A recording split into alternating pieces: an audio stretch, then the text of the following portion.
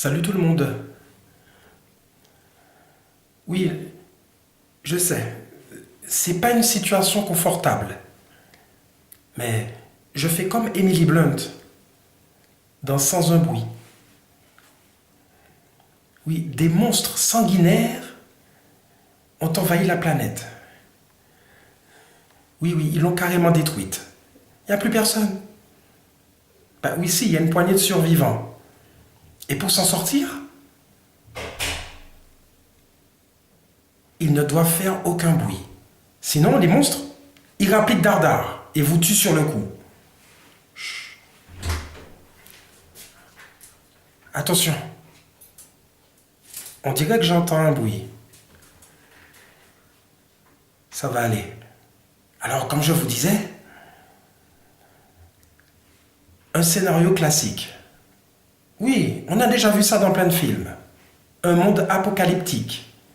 Mais oui, de Mad Max 2 à Dans la brume, en passant par The Road ou encore le livre d'Eli, le cinéma n'a eu de cesse de traiter de ce sujet. Alors, un monde apocalyptique, une invasion d'extraterrestres. Cette fois-ci, ce ne sont pas des zombies, comme dans 28 jours plus tard. Mais la trame est la même. Alors, Emily Blunt, vous la connaissez, c'est la partenaire de Tom Cruise dans Edge of Tomorrow. On l'a vu aussi dans Sicario. D'ailleurs, il y a le 2 bientôt. Alors, Emily Blunt et son mari, et ses enfants, son mari qui est joué par John Krasinski, oui, qui est aussi le metteur en scène, ils sont obligés de se cacher et surtout de ne pas faire de bruit. Mais pourquoi je suis dans une baignoire, me direz-vous? Oui, parce que dans le film, elle aussi, elle s'est planquée dans une baignoire afin d'échapper à un monstre et elle essaie d'accoucher. Oui. Alors vous me direz, c'est bizarre. Et c'est l'une des... On va dire que c'est l'une des deux plus grosses incohérences du scénario. A priori, un enfant, ça fait du bruit, surtout un bébé, et ils sont censés ne pas en faire. Bizarre.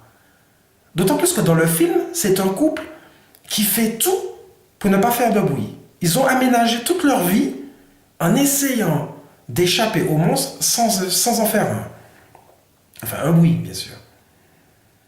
Alors, tout le film, dans tout le film, il y a beaucoup de langage des signes. Ils parlent toujours très bas. Ils chuchotent. Eh oui.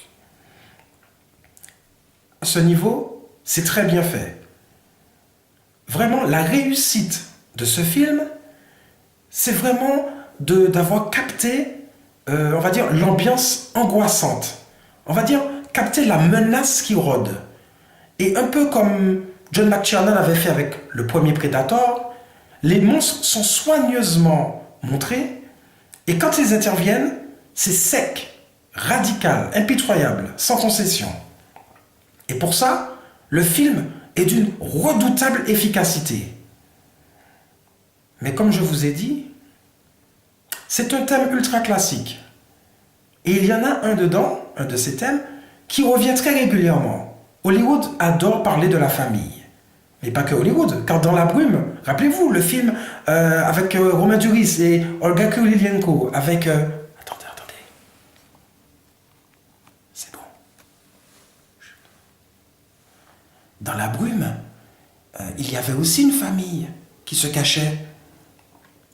Il y avait aussi une famille qui avait des problèmes de communication. C'est aussi le cas dans Sans un bruit.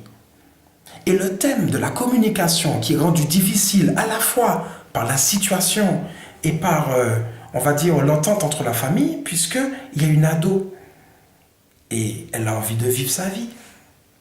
Les enfants ont envie de bouger, ont envie de s'amuser. Et donc, effectivement, les parents sont obligés de mettre en place, on va dire, des codes afin de survivre. Et du coup, cette communication qui semble, on va dire, évidente, puisque c'est une famille aimante, eh bien, est rendue difficile parfois. Et ça, le film le montre très bien. Mais comme je vous ai dit, il y a deux énormes incohérences dans le film, deux aspects illogiques qui empêchent à Sans un bruit d'atteindre, on va dire, le stade de film culte. En effet, je vous parlais de cette histoire d'accouchement. Pourquoi y a-t-il fallu que le couple attende un enfant et bien sûr que la femme accouche? C'est incompréhensible. D'autant plus que ça donne droit à des scènes, on va dire, incohérentes, qui gâchent un petit peu ce qui avait déjà été mis en place. Imaginez toutes ces scènes avec un bébé qui est censé crier, avec un monstre juste à côté, et comme par hasard, tout se passe bien. Alors oui, il y a du suspense. Par contre, de ce côté-là, il n'y a pas de souci. Il y a certaines scènes qui sont formidables. Très bien mises en scène, et surtout haletantes. Mais toutes les scènes avec le bébé sont complètement ridicules. Quand on n'y croit pas un seul instant. C'est dommage. Et puis, il y a ce final. On va dire interrogatif. Car nous sommes quand même des milliards sur Terre. Et personne n'a pensé à ce que, évidemment, le couple, enfin, surtout la femme et les enfants vont penser pour pouvoir détruire les aliens.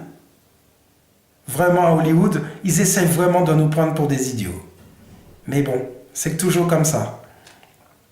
Alors, il y a un autre thème dans le film qui ressemble beaucoup à celui de Dans la brume, mais c'est toujours l'universalité des scénarios. C'est le thème de l'handicap. Rappelez-vous, dans la brume, l'handicap, c'était que l'enfant ne pouvait pas avoir de contact physique avec son extérieur. Ici, l'handicap, c'est la surdité. Évidemment, facilité narrative, puisqu'ils ne doivent pas faire de bruit. Alors c'est facile pour les enfants et le couple d'utiliser le langage des signes, évidemment, comme par hasard. Mais c'est pas grave tout ça. Pourquoi? Parce que le film, non seulement d'être réussi sur le plan formel, arrive à rendre crédible tout ce qui s'y passe. Et c'est ça sa plus grande force, d'une redoutable efficacité, sans un bruit par moment, va vous faire décoller de votre siège. Certes par des astuces maintes fois utilisées, mais toujours efficaces. Alors, je vais m'arrêter là. Excellente série B, malheureusement gâchée par de l'illogisme un peu surfait, mais John Krasinski s'en sort avec les honneurs néanmoins. Allez,